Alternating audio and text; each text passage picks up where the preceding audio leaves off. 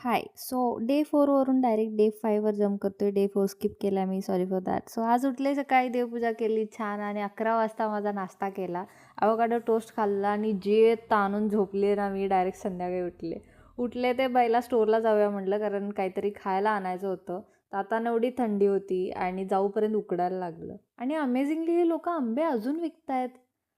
Anyways मी स्टोअरमध्ये आणायला गेले होते एखादी भाजी, बट घेऊन आले हा इंग्लिश पदार्थ स्पगेटी आणि मला हे फोडून बघायचं होतं, हे खरोखर असं फुटतं की उगाचच आपलं हाईप, बट खरंच झालं आणि मी किती खुश होते.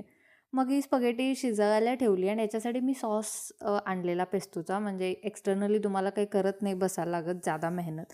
सो हे शिजत होती, मग मी म्हटलं इंटर्नशिपचं करूया आपण काहीतरी, मला रिपोर्ट द्यायचा आहे आणि मी काहीच नव्हतं केलं.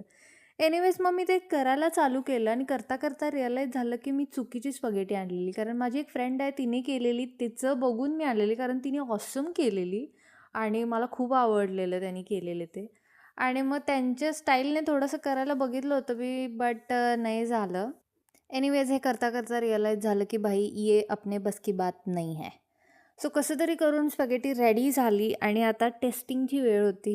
म्हटलं बघूया आता काय, दिवे लावलेत मी लिटरली.